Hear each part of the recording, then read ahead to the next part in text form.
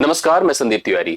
RPF constable 2025 targeted है यह class 2 से 20 मार्च की परीक्षा को लेकर के मैंने तैयारी का कमिटमेंट एक आपसे किया और मैं उसी पर काम कर रहा हूं। मैंने कल से यह क्लासेस आपकी प्रारंभ कर दी है, जिसमें अभी हम लोग PYQ base solutions practice conceptual content को अचीव कर रहे हैं और एक टारगेट बनाकर इस परीक्षा की तैयारी को शुरू कर रहे हैं। आप सभी के लगने की, आप सभी के एग्रेशन दिखाने की, जुड़ने की हमें यहाँ पर डिमांड है। जैसे आपको डिमांड मेरी क्लास की होती है, उसी प्रकार से मुझे डिमांड है आप लोगों के एग्रेसिवली लगने की। जितना आप दिखाओगे मेरे साथ जुड़ने का यहाँ पर जज्बा, उसी क्रम में मैं आपकी तैयारियों को कर दूंगा और ज्यादा बेहतर। कैसे? क्योंकि अभी तो मैंने यहाँ पर एक प्रैक्टिस सेशन जो पीवाईक्यू के आधार पर मैंने यहाँ पर बनाया है, साथ ही साथ मैं प्रतिदिन एक और वीडियो भी आपके लिए प्लान कर रहा हूं जो कि कॉन्सेप्चुअल होगी, जो प्रत्येक टॉपिक पर होगी और उस टॉपिक के ज्यादा टाइम की नहीं, लगभग 25 से 30 मिनट का एक टॉपिक रहेगा, जिसमें एक पूरा भाग कवर होगा, उस पर कुछ सवाल डन होंगे और वह थोड़े थोड़े जो वीडियोस रहेंगे, जो छोटे छोटे कंटेंट्स के रहेंगे, निश्चित तौर पर अगर आपको 30-35 वीडियो टोटल मिल गए तो आपके लिए बहुत ही बेनिफिशियल रहेगा। और पैरेलल या प्रैक्टिस क्लास आपकी चलती रहेगी जो पीवाईक्यू आधारित रहेगी, नए रिलेवेंट सवालों पर बेस्ड रहेगी, आरपीएफ के सवालों पर, रेलवे के तमाम परीक्षाओं के सवालों पर बेस्ड रहेगी। यह सब कुछ मैंने प्लान कर रखा है, लेकिन इन सब के लिए जरूरत है आपकी हमारे साथ एक कमिटमेंट की। आप भी जुड़ें, इस वीडियो को शेयर करें, लाइक करें, एक लगाव दिखाएं, जिससे कि हम भी समझें और आपके अपने फीडबैक अगर जो मुझे मिलेंगे वही मुझे यहाँ पर एक एनर्जी देंगे और उसी से मैं आपकी इस परीक्षा की तैयारी को और बेहतर कर सकूंगा।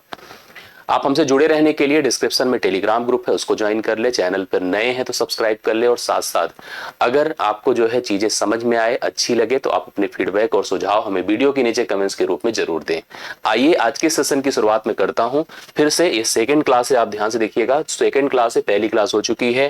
15 सवालों की एक प्रैक्टिस सेशन हम कर चुके हैं। यह प्रैक्टिस टोटली बेस्ड है पीवाईक्यूज पर। टोटल 35 अंकों की तैयारी का एक कमिटमेंट ले रहे हैं, प्रण कर रहे हैं और शुरू कर रहे हैं आज के सेशन को। सेशन देख लीजिए आप सभी लोगों के लिए, जो मैंने पीछे बताया वही सब कुछ यहाँ पर बोर्ड पर डिस्प्ले है। पहले सवाल से मैं कंटिन्यू करता हूँ। हाँ, एक किताब आपके लिए है। अगर आप में से कुछ लोग इस किताब को पढ़ रहे हैं तो बहुत अच्छी बात है, नहीं पढ़ रहे हैं तो आगे की तैयारियों में बहुत हेल्प करने वाली बुक है, आप इसको जरूर अपनी तैयारी में शामिल कर लें। और मैं पहले सवाल पर आपको लेकर चल रहा हूं। पहला सवाल एक ऐसा अप्रोचेबल सवाल है जो कि आपको निश्चित तौर पर सरलीकरण के सेक्शन में आपको देखने को मिलेगा। आइए सवाल की वर्डिंग को समझें, इस पर रिलेटेड फार्मूले को देखें। यहाँ पर आपको दिख रहा होगा 2.3 का होल क्यूब है, यहाँ पर भी होल क्यूब का टर्म ही है, यहाँ होल स्क्वायर है, ए बी होल स्क्वायर है और यह ए बी के फॉर्म में है। मैं आपको बता दूं कि यहाँ पर एक पैटर्न काम करता है, ए क्यूब प्लस बी क्यूब। इसके प्रसार को लिखने की जरूरत नहीं है, सीधा सीधा इसको भाग करता हूं, ए स्क्वायर प्लस ए बी। अब यहाँ पर दो फार्मूले, जैसे मैंने कल एक बताया था, उसी तरह से यहाँ पर मैं आपको दो फार्मूले आज भी दे रहा हूं, दो फार्मूले आज भी मैं प्रोवाइड कर रहा हूं। यहाँ पर सबसे पहले ध्यान दीजिएगा, ए क्यूब प्लस बी क्यूब अगर ऊपर है मतलब बीच में प्लस है, तो नीचे रहेगा a square minus a b plus b square.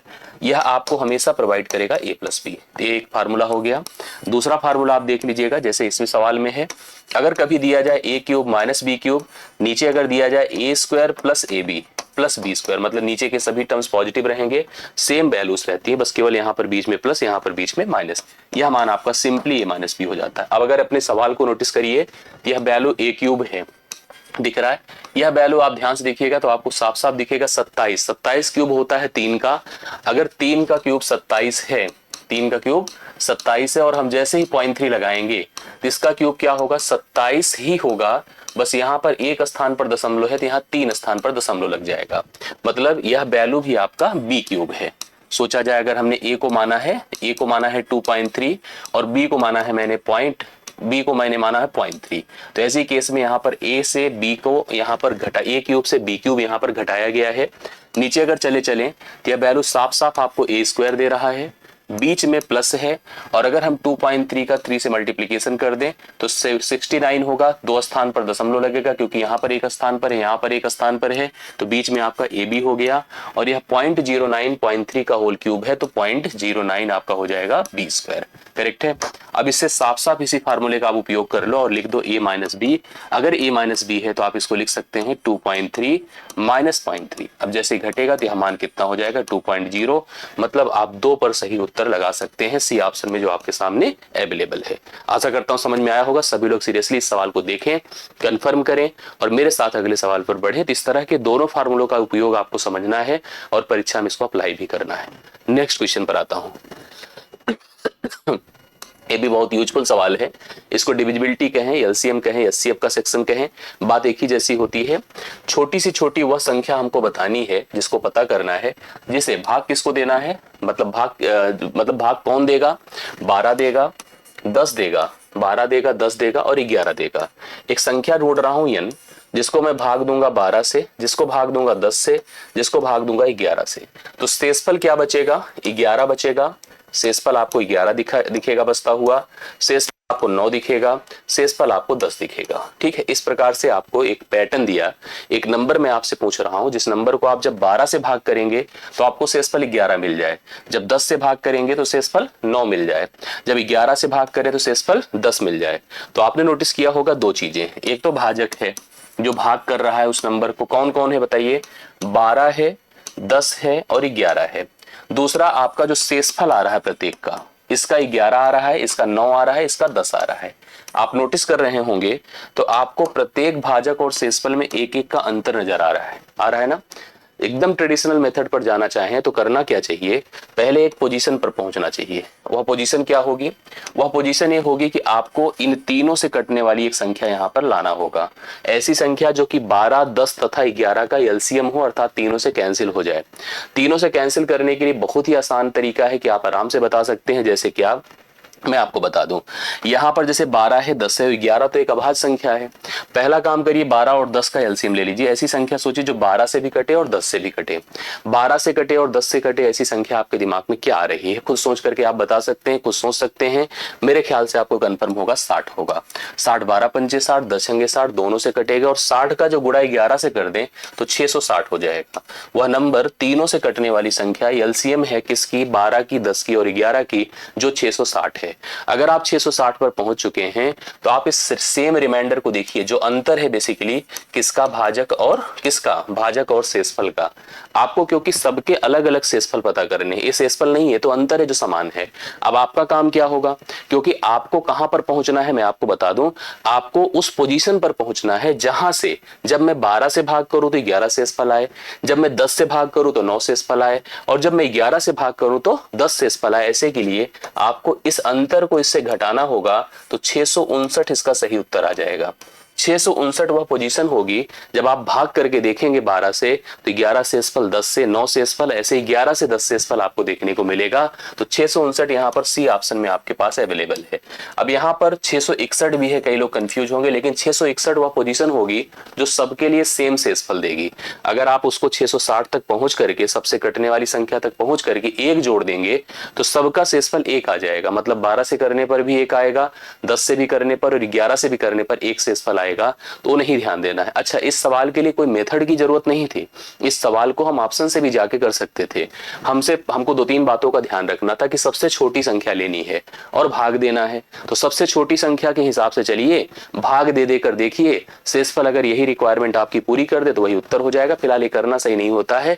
जैसे हम लोगों ने एक पैटर्न बनाया, उसी पैटर्न का उपयोग करिए और आप सही तरीके से इसका उत्तर कर सकते हैं। सी ऑप्शन इस सवाल के लिए राइट सोल्यूशन मेरी तरफ से है और आपकी तरफ से भी इसका उत्तर हमें मिल रहा है। एकदम सही बात है, एकदम सही आंसर है और सभी लोग ऐसे ही उत्तर अपना देते चलिए, प्रत्येक सवाल को हल करते चलिए।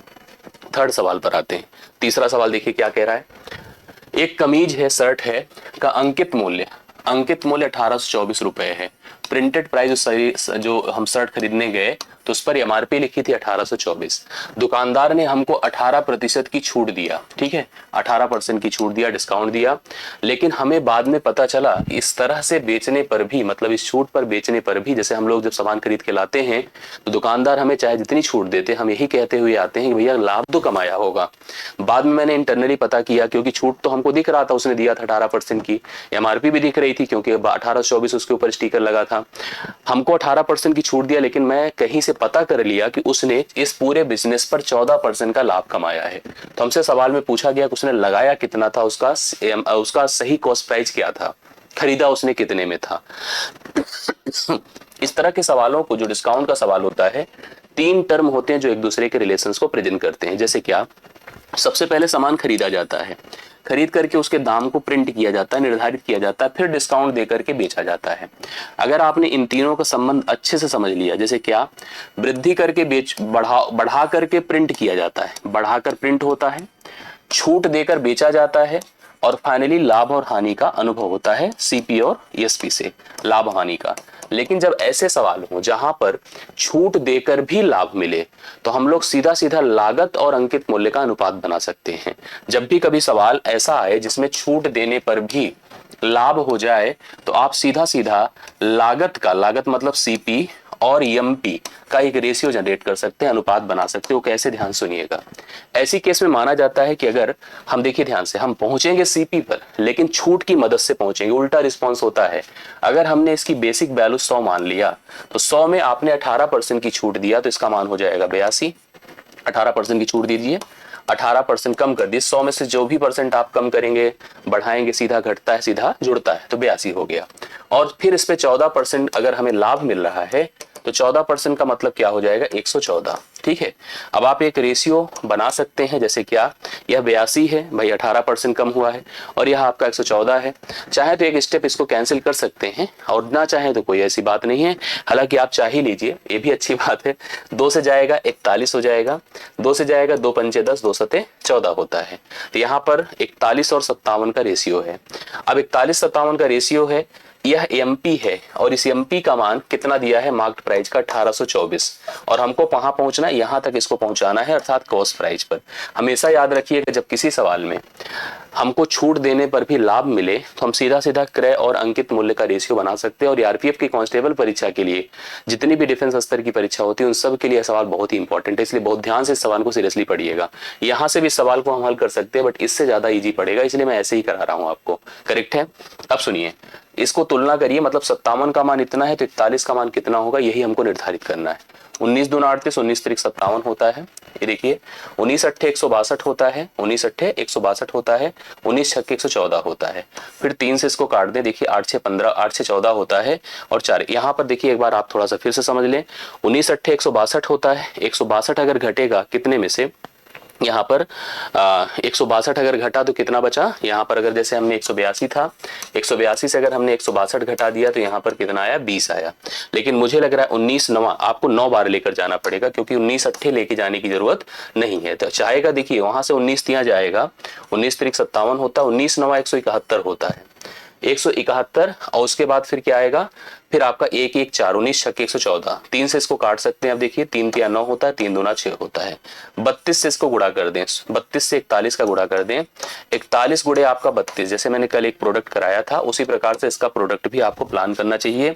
41 है और 32 है, देखिए कल हमने डिस्कस किया था ना इस टाइप से प्रोडक्ट का, कितना हो जाएगा, 1 दूना 2 होता है, 4 दूना 8, 3 1 के 3, 8 3 11 होता है, मैंने ऐसे 11 लिख दिया, और 4 तिया होता है 12, यहाँ पर 2 हो गया, यहाँ पर 1, 12 1 13, 1312 रुपए आएगा। इसकी जो सही लागत थी वो 1312 होगा, जो सी आप पहले ऑप्शन में ही अवेलेबल है। तो पहला ऑप्शन इस सवाल के लिए राइट सोल्यूशन है, 1312 रुपए है। जस्ट देखिए, कभी कभी ऐसा होता है कि सब हम मेथड अच्छे लगा लेते हैं, सारी चीजें हम लोग अच्छे से कर लेते हैं, बट कोई ऐसी चीज होती है जो छोटी छोटी कैलकुलेशन होती है, हमारे सवाल को गलत कर देती है। तो इसलिए सब पर हमारा फोकस बहुत ध्यान से रहना चाहिए, कहीं भी इधर उधर ना करें, बहुत आसानी से सवाल को हम लोग हल कर सकते हैं। और आशा करता हूँ आपको सवाल अच्छे से समझ में आ गया होगा। ठीक है, ये तीसरा डन होता है आज के सेशन का। हम बढ़ते हैं चौथे सवाल पर। ये बहुत शानदार सवाल है, सीजीएल का सवाल है, मैंने इस पे रखवाया जरूर इसको, आप इसको ध्यान से जरूर देखें क्योंकि आपकी परीक्षा में अलजेब्रा का भी रोल ठीक ठाक है, ट्रिग्नोमेट्री का रोल भी ठीक ठाक है, कोऑर्डिनेट का रोल तो आपने कल देखा ही था। तो ऐसे जो टॉपिक हैं जो एकदम से मिसिंग, देखिए जनरल टॉपिक आप पढ़ रहे हैं, परसेंटेज पढ़ रहे हैं, लाभांश पढ़ रहे हैं, आप कमेंट कर सकते हैं मुझे जो टॉपिक आपको एकदम से कंफ्यूज कर रहे हैं। परसेंटेज है, प्रॉफिट लॉस है, डिस्काउंट है, CISI है, टाइम एंड वर्क है, स्पीड डिस्टेंस टाइम है। जब टॉपिक जनरल होते हैं बहुत ही ज्यादा हम लोग यहाँ पर रूटीन में रहते हैं, लेकिन कुछ ऐसे टॉपिक हैं जो कंफ्यूजन में रहते हैं, कहीं पढ़ लो कितनी बार पढ़ लो समझ में नहीं आते हैं, या उनके सवाल हल नहीं कर पाते। जैसे कोऑर्डिनेट का है, जैसे प्रोबेबिलिटी का है, जैसे अलजेब्रा का है, जैसे ट्रिग्नोमेट्री का है, जैसे हाइट एंड डिस्टेंस का है। ये क्योंकि आपके पाठ्यक्रम का हिस्सा है, इसलिए अगर आप लोग सिलेक्ट करोगे अपने टॉपिक्स को तो हम उसी एक टॉपिक का सेशन आपको अलग से इस सेशन के अलावा भी हम आपको प्रोवाइड करते रहेंगे। चलिए इस सवाल को ध्यान से सुनिएगा। लिखा है 2x², बहुत ही बढ़िया क्वेश्चन है लेकिन दमदार है, समय लेगा। आप ध्यान से देखिएगा, आ जाए तो बताइए। प्लस 5x + 1 = 0 है। कंफ्यूज मत होइए, भागिए मत, देखिए सभी लोग ध्यान से। अब यहाँ पर हमसे जो मान पूछा है, देखिए क्या, x - 1/2x। ठीक है, कुछ बातें बताऊंगा, इसके साथ साथ दो भी ध्यान से देखिएगा। हमको यहाँ पर x माइनस 1/2x, मतलब ऊपर x यहाँ पर है, नीचे लेकिन 1/2x है, तो मैं चाहूंगा कि सबके हर में 2x हो जाए, तो मैं इस पूरे स्टेटमेंट को 2x से भाग कर देता हूँ, और जीरो को करूँ ना करूँ जीरो ही रहेगा। जब 2x से भाग होगा तो 2x² 2x होगा, करेक्ट है, प्लस 5x/2x होगा, ये भी सही है, प्लस 1/2x होगा, एक अपनी डिमांड पूरी हो जाएगी, जीरो होगा। यहां से देखिए 2 से कैंसिल हुआ, एक पावर खत्म हो गई, यहां पर आपको x मिला, यहां से भी खत्म हुआ, प्लस इसको इधर लेके चले आइए, 1/2x हो गया, बराबर ये 5/2 प्लस में है, उधर जाएगा -5/2 हो जाएगा। सुनिए, ये आपको एक स्टेटमेंट मिल गया, हालांकि ये नेगेटिव नहीं है, पॉजिटिव है, और आपको जरूरत कैसी है, नेगेटिव की। मैं आपको एक पैटर्न बता दूं, a माइनस बी का होल स्क्वायर बराबर a प्लस बी का होल स्क्वायर -4ab। अगर एक कभी जरूरत पड़े, आपको प्लस में टर्म दिया है और माइनस पता करना है, you can apply this formula, इस फार्मूले का आप उपयोग कर सकते हैं। प्लस दिया है, माइनस पूछ रहा है, तो मैं आपसे कहूंगा लिखना पड़ेगा x माइनस 1/2x का होल वर्ग बराबर, ठीक है, x प्लस 1/2x का होल वर्ग minus 4ab, 4 into x into 1/2x। समझ रहे ना, जैसे हमने लिखा इस तरह से आप समझ गए होंगे कैसे बनाया। x प्लस 1/x की वैल्यू मैंने आपको बता दिया था, -5/2 है, -5/2 का बताएं क्या, वर्ग। इधर चले आए तो x से खत्म, 2 से 2 दूना 4, -2 हो गया, करेक्ट है, और यहाँ पर माइनस ही लगा था, माइनस ही लगा के रखा, कोई चिंता की बात नहीं। ये 5×5 = 25 होगा, बटे 4 है, माइनस आपका 2 है, करेक्ट है, इसमें तो कोई दिक्कत की बात नहीं। यह पूरा हल होकर के कितना हो जाएगा, आप समझ गए होंगे, 4 दूना 8, मतलब जब घटेगा तो 25 से 8 निकला, 17/4 हो गया। अब 17/4 किसका मान है, x माइनस 1/2x के होल वर्ग का मान है। हमें निकालना क्या है, x माइनस 1/2x निकालना है, तो इसका मान हो जाएगा √17/4। अब √17/4 में 4 का वर्गमूल तो समझ में आ रहा, 2 है, 17 तो वैसे ही रह जाएगा, तो हम लिखते हैं √17 डिवाइड बाई 2। अब √17 डिवाइड बाई 2 देखिए पहले ही ऑप्शन में आपको दिया है, ठीक है, तो पहला ऑप्शन इस सवाल का राइट सोल्यूशन है। आप सभी लोग चौथे प्रश्न का पहला ऑप्शन √17/2 इसको नोट कर सकते हैं। सवाल अच्छा है, ध्यान देंगे तो जरूर समझ में आएगा। कंफ्यूजन हो तो कमेंट करिएगा, और नहीं हो, समझ में आ गया हो तो भी हमें बताइएगा, जिससे हम उसी हिसाब से अगली प्लानिंग आपके लिए कर सकें। और वैसे हमारा माइंडसेट रहता है ना कि उसी तरीके से आपकी तैयारियों को कंटिन्यू रखें। एक ये रूल होता है, आपने पढ़ा होगा त्रिकोणमिति में, कि साइन a माइनस बी, और बहुत बढ़िया इसने बता रखा है, इसने आपके लेवल का सवाल दिया। मैं आपको बताऊं कि अगला सवाल बंद कैसे सकता था, sine a cos b, correct है, minus cos a sine b। ये जनरली फार्मूला आपको देता नहीं है, ये जनरली फार्मूला आपसे याद करने की हम उम्मीद करते हैं कि आप इसको याद रखो कि साइन a माइनस बी क्या होता है, साइन a प्लस बी क्या होता है, साइन 2a क्या होता है, कॉस 2a क्या होता है, इन सबके फार्मूले याद करवाए जाते हैं। हमसे डायरेक्ट पूछ सकता था साइन 15 का मान, इसको ना दे करके भी हमसे साइन 15 पूछता, तब भी हम बता लेते, ठीक है, तब भी बता लेते। लेकिन अब तो बहुत आसान हो गया। क्यों हो गया, दरअसल कुछ फंडामेंटल एंगल्स होते हैं जिसे आपको तैयार करना पड़ेगा। जैसे क्या, सुनिएगा, जैसे कम से कम आप इतना जरूर तैयार करें। देखिए मैं यहाँ पर लिख देता हूँ, ये देखिए साइन और कॉस, कुछ फंडामेंटल। अब यहाँ पर मैं लिख देता हूँ थीटा। अब थीटा में देखिए कौन कौन, थीटा में कौन कौन है मैं आपको लिख करके देता हूँ, एक सेकेंड, सीधा लिख दो, साइन थीटा कॉस थीटा। यहाँ पर मैंने लिखा कुछ थीटा फंडामेंटल है, 0 डिग्री, 30 डिग्री, 45 डिग्री, 60 डिग्री और 90 डिग्री। इतने तो आपको तैयार ही करने होंगे ओरल, ठीक है, बाकी चाहे तो यहीं से tan cot sec सबका निकाल सकते हैं, लेकिन इतना तो कम से कम आपको याद रहेगा तो बहुत हेल्प करेगा। 0 पर 0 साइन होता है, 30 पर 1/2 होता है, 45 पर 1/√2 होता है, 60 पर √3/2 होता है, और 90 पर 1 होता है, ठीक है। उल्टा कर दी, क्योंकि साइन और कॉस कॉम्प्लीमेंट्री होते हैं, उनके कोण जब जुड़ते हैं 90 डिग्री के बराबर होते हैं, ऐसा कहा जाता है, ऐसे इसे डिसाइड किया जाता है। तो जो 0 और 90 जुड़कर कॉम्प्लीमेंट्री होगा, तो इसका मतलब जो मान यहाँ पर 90 था, यही यहाँ का आके 0 हो जाएगा। ऐसे लाके रख लीजिए 1, यहाँ पर ऐसे लाके रखिए, क्योंकि 30 और 60 मिलकर के 90 होते हैं, तो यहाँ √3/2 हो जाएगा। और यह 45 ही 90 होता है, तो 1/√2 हो जाएगा, यह यहाँ चला जाएगा और यह यहाँ चला जाएगा। इस तरह से साइन और कॉस का ये फंडामेंटल अमाउंट आपको पता होना चाहिए। अब आइए अपने सवाल पर। सवाल में sign A cos B, cos A sine B. अब साइन ए, अब आपको पहले तो इस अपने नंबर को कुछ ऐसा सेट करो जो 15 डिग्री का डायरेक्ट मान नहीं पता है, बट मैं इसको लिख सकता हूं 45 degree minus 15 degree, sorry 30 degree, correct है। 45 और 30 घटा के देखिए तो कितना आता है, 15 ही तो आता है ना, आता है। 45 को मानिए ए और 15 को मानिए, 30 को मानिए बी। जहां पर ए हो वहां लिखिए 30 डिग्री और जहां बी हो वहां रखिए, सॉरी जहां ए हो वहां 45 डिग्री और जहां बी हो वहां 30 डिग्री। तो लिख सकते हैं क्या, साइन 45 डिग्री कॉस 30 डिग्री, ठीक है, कॉस 45 डिग्री साइन 30 डिग्री, इसी प्रकार से लिखते चले गए। अब मान पीछे मैंने आपको लिखवा ही दिया था सबके, ठीक है, मान तो हम सबका लिखवा ही चुके थे। साइन 45 का मान होता है 1/√2, कॉस 30 का मान क्या होता है √3/2, हाँ, माइनस कॉस 45 का मान 1/√2, साइन 30 का मान 1/2, 1/√2 तो हम ऐसे ही कॉमन कर लें, बचेगा क्या √3/2 माइनस 1/2, तो √3 माइनस 1/2 हो जाएगा, क्योंकि दोनों का हर सेम रहेगा ना, जैसे 1/√2 कॉमन कर लिया, √3/2 माइनस 1/2 तो दोनों में हर सेम है, तो √3 माइनस 1/2 कर सकते हैं। अब इसको जब हम ओपन करेंगे पूरा तो ये हो जाएगा √3 माइनस 1/2√2। ये मान अगर होता कहीं ऑप्शन में तो यही उत्तर लगा देते, लेकिन है नहीं।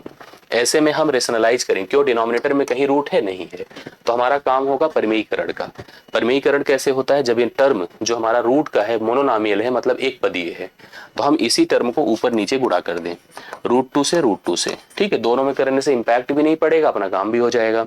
ऊपर अगर √2 गुणा होगा किससे, √1 से, और नीचे क्या है, ये √2 का गुणा इससे पूरा होगा, तो 2 इंटू √2 इंटू √2 2 होता है। तो ये आपका हो गया रूट। अब देखिए इसका प्रोडक्ट करिए, जैसे कभी याद रखिएगा इस चीज को, √a इंटू √b, ये हो जाता है √ab, इस बात को एकदम दिमाग में रखिएगा। तो √2 का √3 से गुणा होगा तो √6 हो जाएगा, माइनस √2 का 1 से गुणा होगा तो √2 हो जाएगा, और यहाँ पर नीचे 4 है, √6 माइनस √2/4, यही है डी ऑप्शन। इस सवाल के लिए राइट सोल्यूशन है। बढ़िया सवाल था, मन लगा के समझ लीजिएगा, तैयार कर लीजिएगा। त्रिकोणमिति के जितने भी पैटर्न जनरल होते हैं उसको पढ़ना, समझना, उसको जहन में उतारना बहुत जरूरी है आपके लिए। 5वां डन।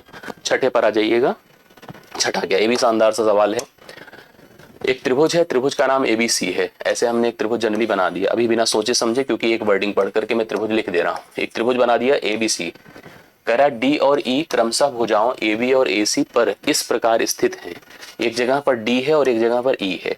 अभी किस प्रकार स्थित है इसको समझ लीजिए, तब आगे बढ़िए। कि डीई पैरेलल बीसी हो, कि ऐसे जब रेखा मिले, ये जो डीई है और ये तुरंत इस रेखा के साथ क्या हो, समांतर हो, इस रेखा के साथ समांतर हो। अगर ये समांतर है तो इसकी अपनी एक कंडीशन है, और वो कंडीशन क्या है, हालांकि देखिए एक चीज आप जान लो, वो फिलहाल यहाँ पूरी तरह से लागू नहीं होता है। जैसे क्या होता है, एक सिस्टम है, मैं आपको बता दूं, त्रिभुज अगर कोई भी है पूरी तरह से लागू नहीं होगा, लेकिन बाकी बहुत कुछ मैच करेगा। अगर मैंने कहा कि यह एबीसी है, त्रिभुज की दो भुजाएं अगर हम कोई ले लें, जैसे हमने ए बी ले लिया और ए सी ले लिया, दोनों के मध्य बिंदु मतलब ए लेंथ इसके बराबर है, ए लेंथ इसके बराबर है। अगर हमने कोई एक रेखा इनकी मध्य बिंदुओं को वर्टिसेस मानकर ज्वाइन कर दिया तो यह इसके समांतर होती है, और समांतर होना बहुत बड़ी जानकारी होती है, छोटी मोटी नहीं। तो यहाँ से समझ में आता है कि डीई जो है वो पैरेलल है बीसी के, और साथ साथ यहीं पर ये हो जाता है कि डीई बराबर, डीई जो हो जाती है वो हाफ हाफ बीसी हो जाती है। मतलब अगर यह लेंथ 10 है तो ये 5 हो जाएगा, करेक्ट है, और समांतर की समांतर हो जाएगा। लेकिन अपने इस सवाल में अलग ही, हालांकि समांतर दिया है, मध्य बिंदु नहीं बोला है कि ऐसी जगह पर है। मतलब अगर ऐसा होता कि ये बराबर बराबर भागों में विभाजित करता तो मध्य बिंदु हो जाता। अब उसने कुछ लाइन्स हमको दिया, जैसे इसने कहा कि जो एडी है, एडी आप देख रहे हैं दिस पार्ट ना, और डीबी है, डीबी मतलब दिस पार्ट, इसका जो रेशियो है 3:1 है। मतलब ये अगर भाग 3 है, यहाँ तक ये भाग 3 है नहीं पूरी तरह से। हमने एक एज्यूम किया कि अगर यह लेंथ आपकी 3x है, बेसिकली आप इस लेंथ को कहिए, तो यह 1x होगी। मतलब यह 3 और 1 के अनुपात में है। तो मैं आपकी जानकारी के लिए बता दूं, अगर इनके बीच पैरेललिज्म है, समांतर का नियम है, समांतर का रूल चल रहा है, तो जो रेशियो मैं आपको बता दूं एडी और डीबी का बनेगा, वही सेम रेशियो एई और ईसी का भी बनेगा, पक्का वही बनेगा, कोई चेंज नहीं आएगा। एडी और डीबी का रेशियो 3/1 है। अब इस सवाल में एई या ईए 3.3 दिया है और हमसे पूरा एसी पूछ रहा है। तो पूरा AC पता करने के लिए AC पूरा पता करना मतलब यहां से यहां तक EC तो निकाल ही लीजिए। तो अगर यह 3.3 है तो EC का मान क्या होगा, आइए कंफर्म कर लेते हैं। 3 से इसको काट दीजिए, 1.1 होगा। EC का मान आपका कितना हो गया, 1.1 हो गया। तो आपने देखा कि हमको पता करना है AC यहां से यहां तक, जो होगा कितना, AE प्लस EC। AE मतलब इतना और EC मतलब इतना। तो AE का मान है 3.3 और EC का मान 1.1 है, जोड़ने पर 4.4 आएगा। तो 4.4 सेंटीमीटर इस पूरे लेंथ को हम कंसीडर करेंगे, ए वाली लेंथ जो AC है, AC बिकम 4.4। आप नोट कर सकते हैं, समझ सकते हैं। बढ़िया सवाल था, भी आप लोग को नोट करना चाहिए। छठा सवाल, right solution 4.4 centimetre, C option में आपको देखने को मिल रहा है। आई होप सबको समझ में आया होगा। सभी लोग उतार ले, कंफर्म कर ले, और कंफ्यूजन हो तो प्लीज बता दें, समझ में आए तो भी कंफर्म करते चले। अगले सवाल पर मैं बढ़ता हूं लेकर आपको 7वां नंबर। ये देखिए ध्यान से। 7वां क्या कह रहा है, एक निश्चित धनराशि है, कोई प्रिंसिपल है बेसिकली, का 5 वर्ष के लिए एक निश्चित दर पर, कोई एक फिक्स रेट था, साधारण ब्याज पर निवेश किया जाता है। इसका जो इन्वेस्टमेंट मोड है वो सिंपल इंटरेस्ट है, ठीक है। यदि यह 10% अधिक दर पर निवेश किया गया होता तो 2000 रुपए ज्यादा प्राप्त हुए होते। निवेश किया गया मूलधन क्या था, अर्थात वह पैसा क्या था जिसे हमने इन्वेस्ट करा था। एक बात आपको बता दूं कि साधारण ब्याज जो होता है बहुत इथिकल होता है। क्या होता है कि वह प्रतिवर्ष समान रहता है। साधारण ब्याज जो होता है वो प्रतिवर्ष समान रहता है, अर्थात बढ़ता घटता नहीं है। बढ़ता तो है लेकिन एक इक्वल रेट से बढ़ता है। जैसे अगर हमने कहा 10% की दर से 5 साल तक, तो 10% गुणे 5 कर दें, 50% का इंक्रीज आपको देखने को मिलेगा। एक धनराशि थी 5% की दर पर, सॉरी 5 वर्ष की 10% की दर पर, नहीं, किसी एक निश्चित दर पर निवेश की गई थी। उसका कहना है अगर ब्याज दर अगर आपकी 10% और होती तो 2000 रुपए ज्यादा ब्याज मिला होता। बताओ वह इन्वेस्टमेंट की वैल्यू क्या थी, अर्थात वह निवेश क्या था। एक बात मैं आपको फिर बता दूं कि जब भी साधारण ब्याज पर कोई कैलकुलेशन होता है तो हम 2 चीजें ध्यान देते हैं। एक तो दर को देते हैं अगर 8% है, और दूसरा समय को देते हैं जो कि मान लीजिए n है। इन दोनों का जो कॉम्बिनेशन होता है यही साधारण ब्याज और मूलधन का रेशियो जनरेट करता है। R/100 कहता हूं इसको, और n से गुणा कर दें तो RN मतलब RN डिवाइड बाई 100। ये जो रेशियो बनता है ना, ये ऊपर के मान को साधारण ब्याज प्रेजेंट करता है और नीचे के मान को प्रिंसिपल। इसी तुलना से जितने भी साधारण ब्याज के सवाल होते हैं सब हल हो जाते हैं। जैसे आप सवाल को देखिए, आपका कोई पैसा था, इस पैसे को किसी एक दर से 5% तक के लिए 5 वर्ष तक के लिए इन्वेस्ट किया गया था। कह रहा दर को अगर मैं 10% बढ़ा दूं, ऐसे कर दूं, तो यह अच्छा समय वही रहेगा, 5 ही वर्ष रहेगा। तो आपको बस इतना देखना है कि हमको पहले कितना ब्याज मिलता था, अभी कितना मिला। इसका मल्टीप्लिकेशन करेंगे 5R% होगा, और इसका करेंगे तो 5R% प्लस 50%। समझ गए ना? यस। आप दोनों का अंतर देख लो कितना है। अंतर देखिए तो खत्म ही हो जाएगा, केवल अंतर आएगा 50% का। 50% का अंतर है जो 1/2 होता है। 1 हो गया वह ज्यादा जो मिला है आपको पहले से, अब कितना ज्यादा ब्याज मिला है 1, यदि मूलधन कितना था 2। तो 1 का मान आपको दिया है 2000, तो आपको निकालना किसका मान है 2 का। तो 2 का मान कितना हो जाएगा 4000, अर्थात वह प्रिंसिपल आपका कितना था 4000। 4000 हम लगा सकते हैं, बी ऑप्शन राइट सोल्यूशन है। मैं कह रहा हूं कि हम इतना अगर ना लिखे ना तब भी उत्तर अपना होगा। मैं तो समझाने के लिए मैंने आपको सारी बातें बता दिया, नहीं तो डायरेक्ट कह सकते थे कि 5 वर्ष में केवल 10% तो बढ़ा है, समय तो वही था, समय में तो कोई परिवर्तन हुआ नहीं, तो 10 बचे 50% सीधा कह सकते थे। और 50% का मान अगर आपको दिया था 2000, तो मूलधन तो वैसे भी 100% होगा, तो 100% का मान सीधा सीधा आप लिख सकते थे 2 दूना 4000। डायरेक्ट बता सकते थे, आपको इतना कुछ करने की नीड नहीं थी, डायरेक्टली हम लोग आंसर इसका निर्धारित कर सकते थे। आशा करता हूं ये आपको समझ में आया होगा। इसको कंफर्म कर लीजिए, तय कर लीजिए। मेरे ख्याल से आपको एकदम क्लियर समझ में आया होगा ना। चलिए अगले सवाल पर लेके चलता हूं। 8वां सवाल नल और टंकी का सवाल है, लेकिन शानदार सवाल है। इसको ध्यान से देखिएगा कैसे होता है। जब कभी किसी टंकी को भरने का काम हम लोग करते हैं तो ऊपर की नलें जो पानी सप्लाई करती उनको ओपन करते हैं, और जब खाली करने का काम होता है तो जो नीचे की तली में नलें होती हैं उनको हम लोग ओपन करके पानी को निकालते हैं। अगर दोनों नलें साइमल्टेनियसली लग जाएं, साथ साथ लग जाएं, तो भरने वाली नल, देखिए हमारी 2 जरूरत पड़ती है। एक जरूरत होती है टंकी को खाली करना, एक जरूरत होती है टंकी को भरना। अगर टंकी को भरना हमारी जरूरत है तो भरने वाली नलों को ज्यादा प्रभावी होना पड़ता है, खाली करने वाली नलें कमजोर होती हैं। अगर टंकी को खाली करना हमारा उद्देश्य है तो भरने वाली नलें हमारी जो है कमजोर होनी चाहिए और खाली करने वाली नलें ज्यादा तेज हमारी होनी चाहिए। इस सवाल की तरफ चलिए। एक टैंक है, कोई इतना बड़ा सा टैंक है, ये टैंक है, इसका 2/5वां हिस्सा पानी से भरा है, 2/5 पार्ट इसका पानी से भरा है, लगभग 40%, आप लगभग क्या एग्जैक्टली 40% पानी से भरा है, यहां तक पानी है, करेक्ट है। अब इसमें होता क्या है, दो नलें हैं। अच्छा, इस टैंक का नाम ए है, इसमें एक नल है पाइप पी, ठीक है, एक नल है पाइप पी जो इसमें पानी सप्लाई करने का काम करती है। इससे जब मैंने पता किया तो इसने कहा कि सर अगर हमको ओपन करवा दो तो हम इस पूरी टंकी को, इसका पानी उन्हें निकाल दीजिए, हम पूरी टंकी को केवल 10 मिनट के अंदर भर देंगे। इसने कहा, किसने, पी। बाद में पता चला नीचे भी एक नल है जिसका नाम है क्यू, और यह खाली करने का काम करती है। कहती भर दो तुम, ठीक है, पानी पूरा भर दो, हमको केवल 6 मिनट दे दो, हम 6 मिनट में पूरी टंकी को खाली कर देंगे। ये 10 मिनट में पूरी टंकी को भर पाता है और ये 6 मिनट में पूरी टंकी को खाली कर पाता है। कह रहा है कि यदि पी और क्यू दोनों को एक साथ खोल दिया गया, दोनों नलों को साथ साथ खोल दिया गया तो टैंक कितने समय में खाली हो जाएगा। जो हमारा भरा टैंक था, कितना भरा था, इतना ही तो भरा था, ये कितनी देर में खाली हो जाएगा। आइए समझिएगा, पहले क्षमताओं की बात करिए। पी भरता है और कितने समय में, 10 मिनट में, ठीक है, भरने का काम करता है 10 मिनट में। क्यू खाली करता है कितने समय में, 6 मिनट में। अब इनके हिसाब से हमने टंकी की क्षमता मानी तो पता चला कि 30 लीटर हमारी टंकी की क्षमता है, 30 लीटर। अब 30 लीटर अगर टंकी की क्षमता है तो समझिएगा, और ये कहता है कि हम 10 मिनट में भर देंगे, तो इसका मतलब हर मिनट यह 3 लीटर पानी डालता था, पानी अंदर करता था। जबकि यह क्या है, दूसरा नल उसी पूरी 30 लीटर को 6 मिनट में खाली करने का दावा करता है। इसका मतलब यह हर मिनट 5 लीटर पानी निकलता है। अब सोचो, क्या पानी, अगर हम दोनों नलों को साथ में ओपन करें तो पानी भरेगा नहीं, पानी ठहरेगा नहीं, पानी निकलेगा, हर मिनट 2 लीटर पानी निकलेगा ही निकलेगा। 2 लीटर पानी का निकलना तय हो गया हर मिनट। अब हम चेक कर ले टंकी में पानी है कितना, ठीक है, क्योंकि इसमें आपने देखा खाली करने वाली नल तेज थी तभी टंकी खाली हो पा रही, नहीं तो खाली ही नहीं हो पाती। अगर उल्टा रिस्पांस होता, भरने वाले को खाली करने वाला बना दे और खाली करने वाले को भरने वाले को, तो टंकी कभी खाली नहीं होगी। यहाँ पर हमने देखा कि 30 लीटर था लेकिन 2/5 ही हिस्सा इसका भरा था, तो हमको पता चला कि हमारी टंकी की जो क्षमता है टोटल पानी है कितना, उसमें 12 लीटर। अब 12 लीटर पानी इसके अंदर पड़ा हुआ है और हमने इन दोनों को साथ में ओपन किया तो हर मिनट 2 लीटर पानी निकल रहा है। तो 12 को हमने 2 से भाग किया, इसका मतलब पूरी टंकी को खाली होने में 6 मिनट का वक्त टोटल लग जाएगा। 6 मिनट में अपनी पूरी टंकी क्या हो जाएगी, खाली हो जाएगी।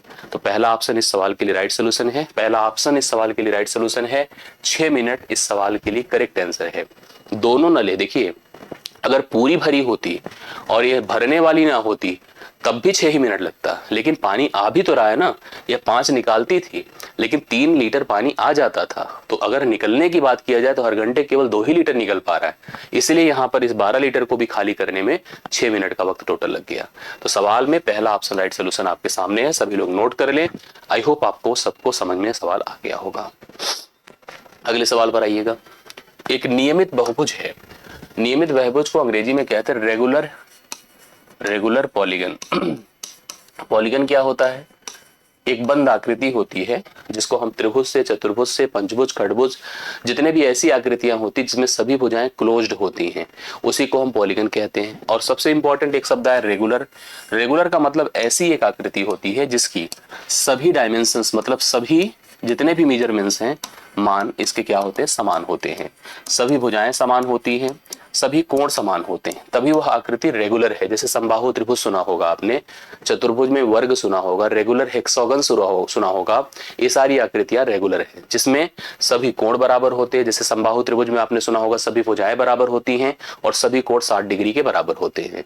ऐसे वर्ग सुना होगा कि सभी भुजाएं बराबर होती है, सभी कोण 90-90 डिग्री के बराबर होते हैं। तो वर्ग और जैसे मतलब कोई भी आकृति अगर रेगुलर है मतलब नियमित है, उसमें सभी कोण उनके अंदर के और सभी भुजाएं उनके जो डायमेंशन है सबके सब इक्वल होते हैं। इसने हमसे कहा एक रेगुलर पॉलीगन है, नियमित बहुभुज है, प्रत्येक आंतरिक कोण 108 डिग्री है, ठीक है।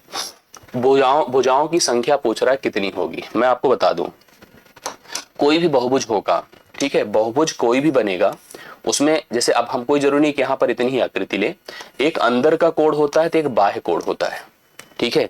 एक अंदर का कोण होता है, एक आंतरिक कोण है और एक बाह्य कोण है। देखिए पहले तो आपको मैं बता दूं, प्रत्येक अंतःकोण चाहे रेगुलर हो चाहे ना हो का जो योग होता है उसका नियम होता है n-2 इंटू 180 डिग्री। एक फार्मूला n क्या होता है? भुजाओं की संख्या। भुजाओं की संख्या होती है, आप इसको लिख सकते हैं n-2 इंटू 180। एक होता है प्रत्येक बाह्य कोणों का योग। प्रत्येक बाह्य कोणों का योग हमेशा 360 होता है, चाहे जैसा बहुभुज होगा उसके प्रत्येक बाह्य कोणों का जोड़ हमेशा 360 होता है। एक और जान लीजिएगा जानकारी, कोई भी बहुभुज होगा उसका प्रत्येक अंतः, अगर हम प्रत्येक अंतः कोण की बात करें प्लस प्रत्येक बाह्य कोण की बात करें तो इनका जो योग होगा हमेशा 180 डिग्री होगा। जैसे अपने इस सवाल में प्रत्येक अंतः कोण हमको दिया है, अगर मैं आपसे कहूं प्रत्येक बाह्य कोण कितना होगा, तो प्रत्येक बाह्य कोण अगर निकालना है और यह मान 108 डिग्री है तो 108 आकर इससे घट जाएगा तो इसका मान आ जाएगा 72 डिग्री। प्रत्येक बाह्य कोण का मान कितना हो गया? 72 डिग्री। सभी बाह्य कोणों का योग होता है 360। 360 को अगर हम प्रत्येक बाह्य कोण से हम डिवाइड कर दें तो भुजाओं की संख्या सिंपली n पता चल जाएगी।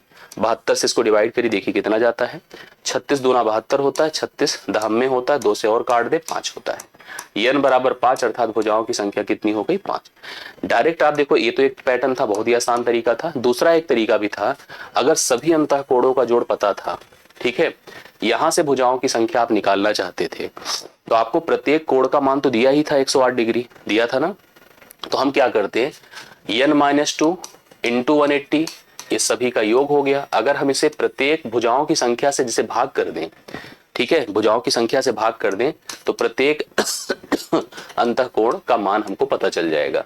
इससे भी आप हल करेंगे तो मान आ जाएगा। तो सवाल कई तरह से हल हो जाते हैं, समझदारी होनी चाहिए बस। पॉलीगन एक बहुत ही बेहतरीन टॉपिक होता है और पॉलीगन से हर बार सवाल एक तो बिगड़ का कॉन्सेप्ट, इस तरह से रिलेशंस पे अलग अलग तरीके के सवाल आपको परीक्षा में देखने को मिल जाते हैं। तो इस पर जरूर आप मेहनत कर लेना, इसकी तैयारी आपकी जरूर अच्छी होनी चाहिए और अच्छे से इसको एग्जीक्यूट करिएगा। अगले सवाल पर लेकर चलता हूँ। ये बहुत शानदार सवाल है एवरेज का। एक कक्षा है, क्लास है, 3 छात्र थे। एक परीक्षा में उनके औसत अंक 25 में से, मतलब उसका जो पूर्णांक था, परीक्षा का पूर्णांक 25 था, उसमें से 18 उनका औसत है प्रत्येक का, मतलब प्रत्येक के अंकों को हमने 18 माना है। हो सकता है किसी के ज्यादा किसी के कम हो, लेकिन हम प्रत्येक का जब औसत बनाए हैं तो उनका जो प्रत्येक का मान है वो 18 है। अब चाहे तो योग भी बता सकते हैं कि तीनों छात्रों को मिलाकर 18 गुणे 3 54 नंबर मिला होगा, 25 दिया 75 में से। अब सुनिए, इस परीक्षा का मैक्सिमम मार्क था कितना? 25, मतलब इससे ज्यादा कोई छात्र नहीं पा सकता था, लेकिन जो तीनों का एवरेज मार्क्स था वो 18 था। इसका मतलब प्रत्येक छात्र को मिला है 18 नंबर। अब हो सकता है किसी को कम किसी को ज्यादा मिला है। अब सुनिए स्थिति क्या है, पूरे सवाल को पढ़िए। 2 नए विद्यार्थी उस परीक्षा में शामिल होते हैं, आ जाते हैं, जुड़ जाते हैं और नंबर लेके आते हैं। तो जो न्यूनतम अंक है, जो उसमें से कम पाया होगा, पूछा गया है कितना होगा, मतलब जो छात्र कम सबसे पाया होगा उसका अंक बताना है। लेकिन इनके आने से हमारे समूह पर प्रभाव क्या पड़ा? सुनो, जो एक नए छात्र द्वारा, जो नए दोनों में से आए उनमें से प्राप्त किया जा सकता है, उस न्यूनतम अंक को बताना है। मतलब जो दोनों छात्र जुड़े हैं अपने समूह में, उनमें से जो एक छात्र सबसे कम नंबर पा सकता है वो कितना पा सकता है। तो प्रभाव देखो क्या हुआ था, जिसकी वजह से, मतलब इनके आने की वजह से अन्य छात्रों में से कम हो, मतलब ये भी ध्यान देना है कि बाकी छात्रों की तुलना में वो नंबर कम हो, तथा 5 छात्रों का जो कुल औसत है वो बढ़कर 20 हो गया। बढ़कर क्या हो गया? 20 हो गया। एक चीज तो मैं ऐसे ही बता सकता हूं कि जैसे मैंने आपसे कहा कि 3 ही छात्र थे, 3 ही छात्र थे, तीनों का योग कर दीजिए तो 18 3 54 है। जब 5 छात्र हो गए तो एवरेज क्या हो गया? 20। 20 गुणे 5 कर दे, योग कितना हो गया? 100 हो गया। मतलब जो दोनों छात्र शामिल हुए हैं, क्यों ऐसा मैं कर रहा हूं, आप जानते हैं कि एवरेज जो होता है, एवरेज वो सम अपान नंबर होता है। सम अपान नंबर मतलब योग बटा संख्या होता है। इस बात को दिमाग में रखिएगा। जरूरत पड़ने पर अगर हमें योग निकालना हो पदों का, आंकड़ों का, तो एवरेज गुणे हम नंबर कर सकते हैं। ये जरूरत आपको ध्यान देनी पड़ेगी, ठीक है। आइए कुछ बातें यहां से देखिए। यहां तो मैं सबको समझा ही रहा था, ये औसत है, संख्या थी। अगर गुणा कर दे, तीनों छात्रों का योग कितना था? अंकों का 54। जब 5 हो गए तो कितना योग हो गया? 100। ये जो 2 बच्चे नए आए हैं उनके अंक कितने हैं? 46। उनके अंक कितने हैं? 46 है, दोनों के मान 46 हैं। अब इस 46 में आपको पता है कि एक छात्र 25 ही पा सकता है मैक्सिमम, अगर पाएगा तो सबसे ज्यादा नंबर कितना पाएगा, 25 से ज्यादा क्या पा सकता है क्या, नहीं। तो जो छोटा वाला है, जो कम पाया है, वो कितना पाया होगा, 21। यही मिनिमम अंक हो सकता है। सबसे बड़ा नंबर 25 हो सकता है, तो सबसे छोटा 21 ही तो होगा अगर घटा दीजिए, तो इसलिए इसका उत्तर आपका 21 आएगा। ठीक है, पहले तो आप सवाल को समझिए। 3 छात्र थे, 18 के औसत से अंक प्राप्त करते थे 25 पूर्णांक में। ठीक है, 25 में 25 से ज्यादा तो कोई पाता नहीं है।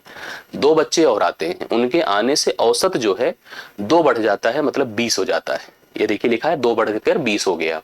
अब हमसे कहा गया कि जो 2 बच्चे आए हैं उनमें जो एक ऐसा छात्र जो सबसे कम नंबर पा सकता है वो कितना पा सकता है। तो भाई अगर दोनों का मिला दें तो 46 नंबर हो रहा है।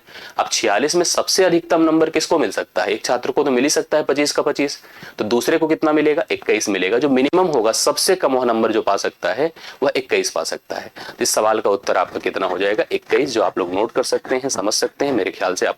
अच्छा, किसी के दिमाग में आए कि सर क्यों 20 क्यों नहीं, चलो भाई 20 दे देते हैं इसको। अगर आप इसको 20 देंगे तो इसको कितना देना पड़ेगा, 26, क्योंकि जुड़ के तो 46 होता है। क्या किसी को 46 मिल सकता है, 26 मिल सकता है, नहीं मिल सकता, क्योंकि पूर्णांक कितना है, 25 है। हम इस तरह के सवाल को ऐसे भी हल करते हैं। यहां हम लिखते हैं संख्या, यहां लिखते हैं औसत। ठीक है, पहले 3 छात्र थे, औसत 18 था। 2 बच्चे जुड़े हैं, हालांकि इसमें नहीं जरूरत पड़ेगी इसके, लेकिन कभी कोई नंबर बहुत बड़े संख्या अमाउंट का हो तो वहां जरूरत पड़ेगी। ठीक है, औसत भी 2 बढ़ गया और यह मान कितना हो गया, 20। ऐसे में हमें उनका औसत अगर पता करना है, उन बच्चों का जिन्होंने प्रवेश लिया है सेकंड, तो पहले तो इसको काट कर एक एक कर दिया। पुराना औसत ले लीजिए, नई संख्या के पास आइए, गुणे 1 करिए, जोड़ दीजिए। इसका मतलब क्या हुआ, जो बच्चे शामिल हुए हैं उनका एवरेज दोनों का 23 है। अगर एवरेज 23 है तो योग कितना होगा, योग हो जाएगा 46। अब इस 46 में एक को मिला है 25, मिलेगा नहीं, मतलब सबसे अधिकतम कितना मिल सकता है, 25, तो न्यूनतम कितना मिल सकता है, 21। चाहे ऐसे जाइए चाहे ऐसे, आसान है दोनों। मतलब आपको समझना जरूरी है, सवाल की वर्डिंग को क्लियर करना इंपॉर्टेंट है, बाकी सब तो ठीक है। ठीक है, तो 10वां सवाल डन होता है। 21 सी ऑप्शन राइट सोल्यूशन आप लोग नोट करिएगा। अगले सवाल पर आता हूं। 2 वृत्त बिंदु एक दूसरे को, बहुत ये भी बढ़िया सवाल है, सीजन लेवल पर बहुत ही कनेक्ट करता है सवाल, लेकिन ध्यान से सुनिएगा। 2 वृत्त हैं, हाँ 2 सर्कल हैं, एक दूसरे को बिंदु x पर बाह्य रूप से स्पर्श करते हैं। एक सर्कल ए है और एक सर्कल ए है, दोनों एक दूसरे को बिंदु x पर बाह्य रूप से स्पर्श करते हैं। इनका स्पर्श पॉइंट दिया है PQ, दोनों वृत्तों के बिंदु P और बिंदु Q पर स्पर्श करने वाली साधारण रेखा है। यहाँ पर P है, यहाँ पर Q है, एक कॉमन टेंजेंट है। ठीक है, एक कॉमन टेंजेंट है दोनों की, PQ। अब इसके बाद इसने हमसे कहा है, पढ़िए, यदि वृत्तों की त्रिज्या कैपिटल आर और स्मॉल आर है, अगर ये सेंटर है तो कैपिटल आर मान लीजिए और ये स्मॉल आर मान लीजिए। ठीक है, ये इसका सेंटर है O, इसका सेंटर है O डैश। अब आपसे सवाल में क्या पूछा है, सवाल में पूछा है PQ का होल स्क्वायर कितना होगा, ये सवाल है। ये आपका जो कॉमन टेंजेंट होता है, जब दो वृत्त एक दूसरे को बाह्यतः स्पर्श करते हैं, डायरेक्ट कॉमन टेंजेंट बनता है। और इस समय इस PQ के इवेल्युएट करने का जो रूल होता है, under root D square minus R minus R का होल वर्ग। करेक्ट है। डी मतलब क्या होता है, यहां से दोनों केंद्रों के बीच की दूरी, ये डी होता है। और अगर आप अपने सवाल पर चलो तो डी का मतलब क्या है, डी का मतलब capital r plus small r ही तो है, तो capital r plus small r का होल वर्ग कर दीजिए, minus capital r minus small r का होल वर्ग कर दीजिए। सही है। और एक चीज और जान लीजिए, ए प्लस बी का होल वर्ग माइनस ए माइनस बी का होल वर्ग जो होता है वो होता है 4ab, होता है ना, यस, वो होता है 4ab। तो हम इसको लिख सकते हैं PQ is equal to under root क्या बताएं, अंडर रूट हो जाएगा 4r इंटू आर, ये हो जाएगा। चाहे तो आप ओपन कर दो, R square plus 2 capital R small R, यहां से भी जा सकते हैं। लेकिन हमसे पूछा PQ का होल वर्ग, तो मुझे इसका भी होल वर्ग करना होगा। जब होल वर्ग करेंगे तो रूट गायब हो जाएगा, केवल 4 capital R into small R. इसका सही उत्तर हो जाएगा जो आपको ऑप्शन नंबर ए में दिया है। ऑप्शन नंबर ए इस सवाल का राइट सोल्यूशन है, 4 capital R into small R, इसका राइट सोल्यूशन आप लोग लिख सकते हैं।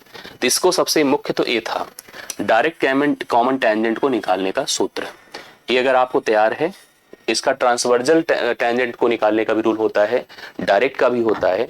ये रूल आपको तैयार रखना बहुत जरूरी है, जिससे कि आपको जब ऐसे सवाल फेस करने को मिले तो आप उत्तर जरूर कर लें। तो पहला ऑप्शन है 4 capital R into small r। I hope सबको क्लियर हुआ होगा। सभी लोग डन करिए, कंफर्म करिए। और हम लोग 11 डन कर चुके हैं। हम लोग अब पहुंच रहे हैं 12वें सवाल पर। 12वां देखिए क्या है। दो संख्याओं का समांतर माध्य और गुणोत्तर माध्य क्रमशः 7 है। समांतर माध्य कितना है? 7 है। और गुणोत्तर माध्य 2√10 है। तो संख्याएं हमको बतानी है क्या है। अगर हम आपको दो संख्याएं दे दें, ध्यान से देखिएगा, यदि दो संख्याएं a तथा b हैं, हाँ, दो संख्याएं a तथा b हैं, तो सबसे पहले आप समांतर माध्य का सूत्र ध्यान दीजिए। तो समांतर माध्य अरिथमेटिक मीन कहलाता है। समांतर माध्य होता है a प्लस b/2, करेक्ट है। और गुणोत्तर माध्य होता है √ab। ये दोनों चीजें आपको याद करना पड़ेगा, ठीक है।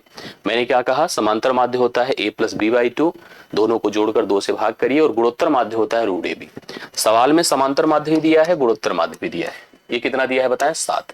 यहां से क्या जनरेट होगा कि a प्लस b जो संख्याएं आपने सोचा है उनका जोड़ आएगा 14। कैसे आएगा? 7 दूना 14, क्रॉस मल्टीप्लाई हो जाएगा। गुणोत्तर माध्य दिया है 2√10। अभी इसका रूट हटाना है तो वर्क करना पड़ेगा। वर्क करेंगे तो ये भी होगा, इसका भी वर्क करेंगे। 2 का वर्ग 2 होगा, 4 होगा, और √10 का 10 ही होगा। तो ए बी का मान कितना हो गया? 40। अब आपको दो ऐसी संख्याएं सोचनी है जिनका जोड़ हो जाए 14 और गुणनफल हो जाए 40। तो कहाँ हमको स्टेटमेंट थोड़ी बताएंगे आपको, ऑप्शन पर जाऊंगा लेकर आपको। 5 4 9 होता है, हमको क्या चाहिए? 14। 20 2 22 होता है, हमको क्या चाहिए? 14। 10 4 14 होता है, हमको क्या चाहिए? 14। 8 5 13 होता है। 10 4 14, 4 और 10 जोड़िए तो कितना? 14। और 4 गुणे 10 करिए तो कितना होता है? 40। तो इसका राइट सोल्यूशन कितना होगा? C option. 12वें सवाल का सी ऑप्शन राइट सोल्यूशन है। 4 और 10 लिख सकते हैं हम इसके लिए। सही उत्तर दोनों का समांतर माध्य आपका 7 होगा। 7 और 4/2 कर दीजिए जोड़ करके। और गुणोत्तर माध्य इसका जो है 2√10 होगा। आशा करता हूं सबको समझ में आया होगा। इस पैटर्न को भी समांतर माध्य या समांतर श्रेणी, गुणोत्तर श्रेणी, हरात्मक श्रेणी, इस पैटर्न को आप तैयार करिए, क्योंकि पुलिस के एग्जाम में भी बहुत पूछा गया था, इसके सवाल पूछे गए थे। आपकी भी परीक्षा में सवाल पूछ सकते हैं, दिख सकते हैं, पूछिए, मतलब जरूर आ सकता है, इसलिए ध्यान दीजिएगा। अगले पर आइए। 13 नंबर आपके सामने है। ओपन करता हूं इस सवाल को, डिस्कस करता हूं। उस बेलन, एक बेलन मतलब सिलेंडर का आयतन हमको बताना है, जिसकी जो त्रिज्या है 1386 सेंटीमीटर स्क्वायर, क्षेत्रफल वाले वृत्त की त्रिज्या की 1/3 है और ऊंचाई उसकी त्रिज्या की 2 गुनी है। तो हमें पहले एक बेलन पर तो काम करना है। ना तो बेलन का हमें रेडियस पता है, ना तो हाइट पता है। पता तो है, लेकिन सीधा संबंध किससे है पता है? एक सर्कल से, एक ऐसे सर्कल से जिसका जो एरिया, पहले इसका रेडियस रख दीजिए, जिसका जो एरिया है, एरिया जो होता है πr², वह बराबर है 1386। पहला काम तो उसकी त्रिज्या हमें निकालना पड़ेगा, तभी जाकर के उसकी हम त्रिज्या और उसकी ऊंचाई दोनों कैलकुलेट कर पाएंगे। 22/7 होता है, गुणे r² कर दीजिए, 1386 करिए। हाँ, 11 दूना 22, 11 1 के 11, 2 8, 11 दूना 22, 11 6 के 66, 2 से फिर काटिए, 2 छंगे 12, 2 3 6 63 है। तो r² का मान हो जाएगा 7 गुणे 63। 7 गुणे 63 मतलब 7 गुणे 9 गुणे 7, ठीक है। अब आप समझ गए होंगे कि अगर मुझे r का मान निकालना है तो अंडर रूट 7 गुणे 7, 7 गुणे 7 है मतलब 49 है, और 9 है तो 49 का वर्गमूल तो 7 ही होगा, 9 का 3 होगा, मतलब 21 हो जाएगा। इसका जो रेडियस होगा वो 21 हो जाएगा। किसका? सर्कल का। बट सवाल में हमसे क्या कहा है? हमें जिस बेलन का हमें आयतन बताना है, उस बेलन के लिए पढ़ते हैं, उस बेलन का हमें आयतन ज्ञात करना है जिसकी जो त्रिज्या होगी 1386 सेंटीमीटर स्क्वायर वाले वृत्त की त्रिज्या की 1/3 है। इसकी त्रिज्या हो जाएगी 21 गुणे 1/3 मतलब 7। तो इसकी रेडियस कितनी हो गई बेलन की? 7। और इसकी ऊंचाई की बात करते हैं, और ऊंचाई उसकी त्रिज्या से दुगुनी है। हाइट कितनी हो जाएगी? 21 गुणे 2 मतलब 42। ये हो गई हाइट, करेक्ट है। अब आयतन होता क्या है बेलन का? πr² into h। पाई का मान 22/7, r का मतलब 7, 7 गुणे 7, और h का मतलब होता है 42 है, ठीक है। आइए इसको काटिए पीटिए खत्म करिए। 7 7 से खत्म हो गया। 22 7 154 होता है, 154 गुणे आप 42 कर दो। अंत में 4 दूना 8 आएगा। यहाँ पर देख लीजिएगा 4 दूना 8। यहाँ पर हम लोग को एक बात समझना होगा, क्योंकि देखिए 22 सत्ते 154 है और हाइट हमने लिखा, देखिए यहाँ पर एक बार, ऊंचाई उसकी त्रिज्या से दुगुनी है। वृत्त बेलन का आयतन बताना है जिसकी त्रिज्या 1386 सेंटीमीटर, क्षेत्रफल वाले वृत्त की त्रिज्या की 1/3 और ऊंचाई उसकी त्रिज्या से 2 गुनी है। ये एक डाउट यहाँ पर बन रहा है कि क्या हाइट शायद इस ऊंचाई इस त्रिज्या का डबल है, तो इसलिए हमको थोड़ा सा इस पर काम कर लेना चाहिए, क्योंकि इस पर तो सेट नहीं हो रहा है मैं जो समझ पा रहा हूं। तो मुझे लग रहा है और यही होगा भी कि जो इसकी ऊंचाई होगी, ऊंचाई इसकी त्रिज्या की डबल होगी, मतलब किसकी, बेलन की। 7 दूना कितना हो जाएगा 14, क्योंकि इसी के बारे में बात कर रहा है ना। तो वर्डिंग पर अगर हम लोग कंफ्यूज होंगे तो कभी सवाल नहीं कर पाएंगे। तो यहाँ पर इसकी हाइट 14 है। पाई का मतलब 22/7 करिए, रेडियस इसकी 7 है, 7 × 7 करिए और हाइट को हम 14 लेते हैं। एक 7 से कटा, 22 सत्ते 154 गुणे 14 कर दीजिए। अब देखिए आ जाए 14 चौके 56, कैरी 5, 14 पंचे 70, 5 75, ठीक है, 5 हासिल 7, 14 के 14 7 21, 2156 आ रहा है। देखिए सही आ गया आंसर, क्योंकि इसकी जो हाइट है ना इसी की त्रिज्या के, बेलन की त्रिज्या की डबल है, सर्कल की नहीं। सर्कल की त्रिज्या की तिहाई कौन है, बेलन की त्रिज्या है, लेकिन बेलन की त्रिज्या जो आई उसकी डबल कौन है, उसकी डबल है बेलन की हाइट। समझ रहे, इसको आप ध्यान देना पड़ेगा, नहीं तो तनिक देखिए इधर उधर हुआ तो अपना कंफ्यूजन तुरंत जनरेट होगा। और हो सकता है अगर ऑप्शन में उसी का प्रोडक्ट दे देता तो हमको उत्तर भी लिखना पड़ जाता है, और हम लिख भी देते पूरे कॉन्फिडेंस से। तो इस बात को बहुत ही क्लियर समझ करके आगे बढ़ना चाहिए आपको। आई होप क्लियर हुआ होगा ना। चलिए अगले सवाल पर बढ़ता हूं लेके आपको। एक नंबर है एक, अब देखिए पूरे पैटर्न को देखना है। 1 है, 1/2, 1/2, 3/4, इस तरह से नंबर्स दिए, आंकड़ों की माध्यिका बतानी है, मीडियन जिसको कहते हैं आप लोग। तो मीडियन जो होता है हमेशा ध्यान रखिएगा, वो बीच का मान होता है, बीच का मान होता है। जैसे कभी भी अगर आपको मीडियन फाइंड करना है, जैसे हमारे हाथों में 5 उंगलियां हैं, तो बीच में कौन है, मिडिल फिंगर। इसके लिए हमें सबसे पहले अपनी फिंगर्स को असेंडिंग या डिसेंडिंग में रखना पड़ेगा। कभी भी आपको मीडियन फाइंड करना है तो आपको अपने डेटा को, जो आपके पास आंकड़े हैं, उन आंकड़ों को आरोही मतलब असेंडिंग या अवरोही मतलब डिसेंडिंग, बढ़ते या घटते क्रम में लिखना होगा। ठीक है, हमारे पास 2-3 प्रकार के इसमें आंकड़े हैं। एक तो आंकड़ा आप देख पा रहे हैं, 1 है, 1/2 है, 1/4 है, 3/4 है, 2 है। तो अगर हम छोटे से बड़े की तरफ चलते हैं तो सबसे छोटा इसमें मुझे 1/4 दिख रहा है। 1/4 का उपयोग 2 बार है क्योंकि 1/4 होता है। इसके बाद मैं यहाँ पर 1/2 को लिखूंगा, 1/2 है, 1/2 है, 1/2 है, 3 बार है। देखिए यहाँ से यहाँ से यहाँ से 1/4 आपका 2 बार था, ये भी खत्म हो गया। अब आएगा नंबर 3/4, 3/4, 3/4। और पूरा लिखने की भी जरूरत नहीं होती है, पहले आंकड़ों को काउंट कर लिया जाता है। हालांकि अब कर लिए हैं तो कर लीजिए पूरा। देखिए कितने हैं, 3, 3, 6, 6, 3, 9, करेक्ट है। 3 हो गया, 3, 6, 1, 7 हो गया। अब मैं किसको लिखूंगा, 1 को, फिर लिखूंगा 2 को। अब कुल आंकड़े अगर आपके यन है, यन बराबर 9 है, 9 का मतलब ऑड है, विषम है। देखिए एक बार गिनी, 1, 2, 3, 4, 5, 6, 7, 8, 9 ऑड है। तो जो मीडियन होता है वो n+1 divide by tooth value होता है। ठीक है, n+1 divide by tooth value होता है। अब आप ध्यान से सुनिएगा, इसका मतलब n का मान 9 है तो 9 + 1/2 करें टूथ वैल्यू, 10/2 अर्थात फिफ्थ वैल्यू क्या हो जाएगी, फिफ्थ वैल्यू इसकी मीडियन होगी। अब फिफ्थ वैल्यू निकालना है तो पहली, दूसरी, तीसरी, चौथी, पांचवी, ये हो गया सीधा 1/2। तो 1/2 ही इसका मीडियन होगा, जो कि ऑप्शन नंबर बी में आपको दिया है। जब भी कभी ऐसे आंकड़ों का हमें माध्यिका निकालना हो तो पहले गिनना ही चाहिए। पूरे को हमें करने से बढ़िया है कि हम उतने ही तक ही पहुंचे। जैसे अगर आपको 5वीं वैल्यू तक पहुंचना था, ये पहले से तय कर लेते हैं हम लोग। तो सबसे छोटा इसमें कौन है, 1/4 है, 1/4 2 बार है, फिर 1/2 है, 2 बार लिखने के बाद 5वें पर तो ऐसे ही पहुंच जाते। तो आगे हमें 3/4, 1 और 2 को सोचने की जरूरत नहीं थी ना लिखने की। तो बी ऑप्शन इसका राइट सोल्यूशन है। अब आते हैं अगले पार्ट पर, जो डीआई है। मैं आपको बता दूं डीआई आपके यहाँ बहुत ही इंपॉर्टेंट पार्ट में है, बहुत इंपॉर्टेंट रोल प्ले करेगा। कम से कम 2 से 3 सवाल आपको अलग अलग फिगर पर डीआई पर दिख सकता है। ये मेरा एक प्रेडिक्शन है, जबकि हो सकता है कि एक ही फिगर पर आपको 5 सवाल भी दे दे। जो भी दे देगा आपको डीआई पर ध्यान देना पड़ेगा, क्योंकि डीआई रोल प्ले करेगा अच्छा। तो इसलिए डीआई को समझने के लिए इस फिगर को देखिए। एक सवाल हम डीआई पर ले चुके हैं। नीचे दिए गए आंकड़े के आधार पर पाई चार्ट बनाया जाता है, जाना है या बनाया जाता है। हम आंकड़ों को देखकर पाई चार्ट डेवलप कर सकते हैं। पाई चार्ट का मतलब सर्कल में सेक्टर के वाइज रिप्रेजेंटेशन। जैसे हम कोई चीज को फ्रैक्शन में परसेंटेज के आधार पर बांट लेते हैं, उसी प्रकार से किसी भी आंकड़े को हम सेक्टर में कोण के आधार पर बांट लेते हैं। तो इसलिए जब भी कभी आंकड़े को हमें पाई चार्ट पर ले जाना है, तो जो हमारा कंप्लीट आंकड़ा होता है 100% जिसे आप कहते हैं, उसे हम 360 डिग्री से प्रेजेंट करते हैं। अब जैसे जैसे परसेंटेज डिस्ट्रीब्यूट होता है, वैसे वैसे ये भी डिस्ट्रीब्यूट होता है और सेक्टर बनाता चला जाता है, पाई चार्ट का निर्माण हो जाता है। दिए गए आंकड़ों के आधार पर पाई चार्ट बनाना है तो भोजन अर्थात फूड को निरूपित करने वाले वृत्तखंड का केंद्रीय कोण कितना होगा। भोजन यहाँ पर 400 परिवारों की संख्या को दिखा रहा है। परिवारों की संख्या, वस्तुओं पर व्यय। अब यहाँ पर हम उसी आधार पर चलते, जैसे हमसे कहा कि परिवारों की संख्या, वस्तुओं पर व्यय। 150 परिवार शिक्षा पर, 400 यहाँ पर भोजन पर, किराए पर 40, 250 बिजली पर, 160 विविध पर। अगर हम कुल जोड़ दें तो यही तो 100% होगा। तो 100% का मान अगर जोड़ने पर आ रहा है, देखिए कैसे, इनको जोड़िए, 400 हो गया, 400 400 800 हो गया, 800 200 1000, ये पूरा 1000 हो गया। जोड़कर देखिए 1000 आएगा। ठीक है। अब मैं आपकी जानकारी के लिए बता दूं क्या होना है, कैसे इसको हम डेवलप कर पाएंगे, कैसे इसका हम केंद्रीय कोण डिसाइड कर पाएंगे, ये हमको समझने की जरूरत है। मैं जैसे यहाँ पर टोटल वैल्यू देख रहा हूँ, 100% का मान कितना है, 100 है, 1000 है।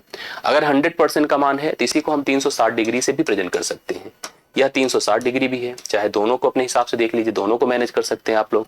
हम चाहे तो परसेंटेज निकाल ले, परसेंटेज से हम जा करके किस पर पहुंच सकते हैं, केंद्रीय कोण पर पहुंच सकते हैं, या डायरेक्ट भी चाहे तो हम लोग केंद्रीय कोण निकाल सकते हैं। जैसे क्या, जैसे मान लो कभी कोई आंकड़ा, मान लो अगर आपको परसेंट करना होता तो कैसे करते, फूड को, भोजन कहाँ ये है, तो आप कैसे करते बताइए, 400 गुणे 100 बटे टोटल, टोटल कितना है 1000। ठीक है, 2 0 1 0 और तो 40% आता कि नहीं आता, बिल्कुल आता।